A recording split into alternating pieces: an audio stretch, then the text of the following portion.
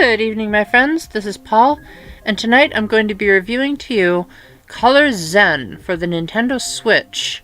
I originally played this on the 3DS, and it was also on the Wii U. I actually found out about it thanks to the YouTuber The Wii Viewer, who always reviews the most obscure games on Nintendo platforms.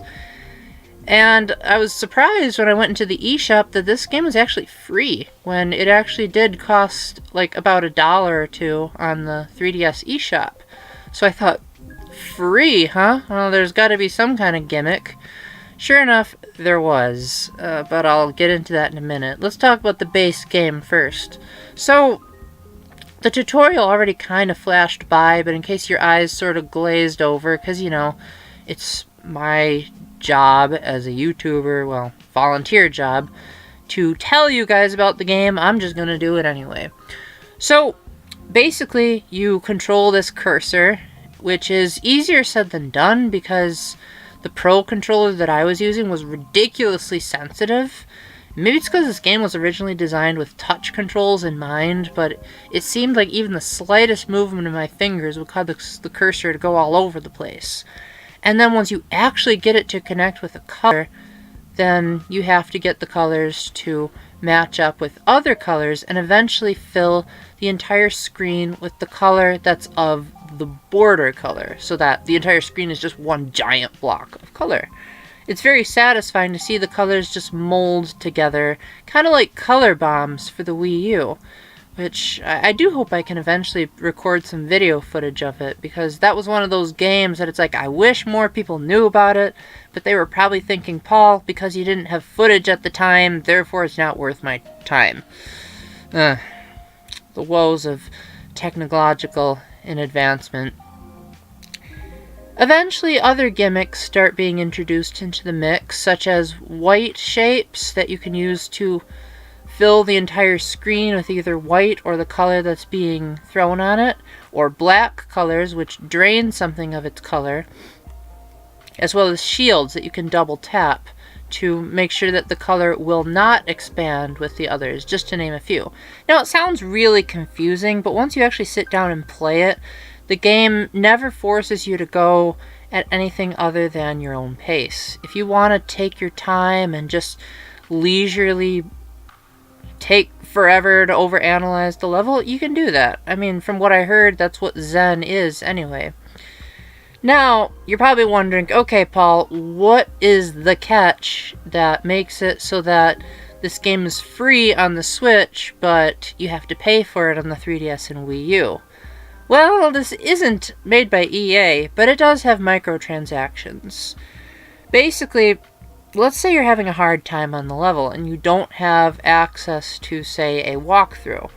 So you really want to beat the level, and maybe you're like me, where you have this policy of, I gotta beat it so that I can review it. Well, the catch is that you start out with 3 skips, and whenever you fail a level, you see this little icon that says skips, and it has a number 3 next to it.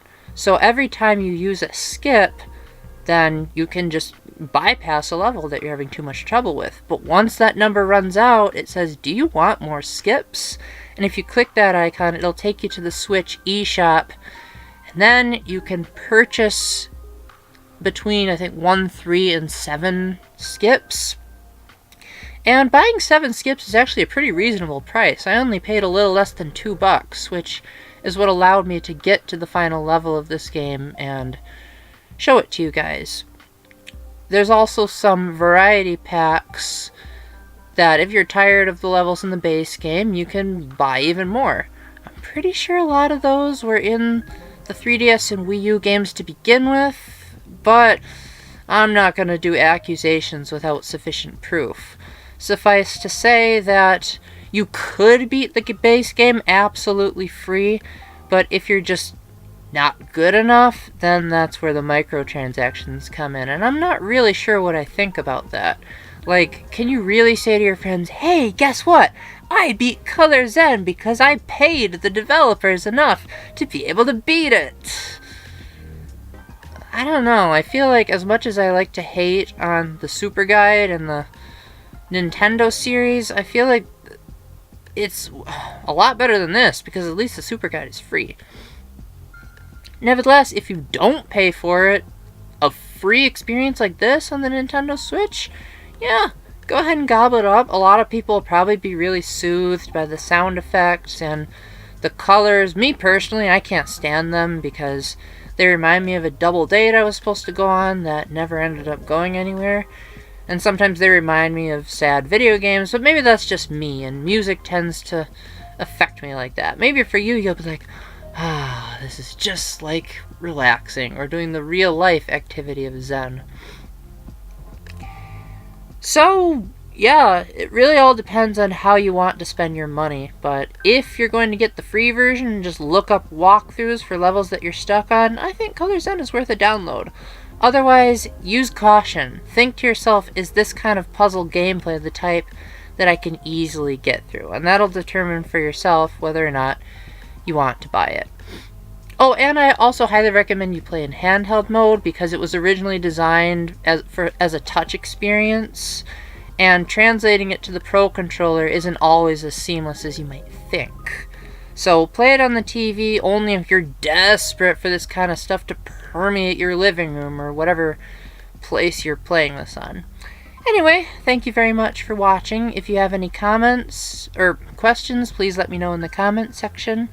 And until the next time, keep the faith, stay epic, God bless, and remember that colors are highly symbolic, so they may be able to help you through a life problem.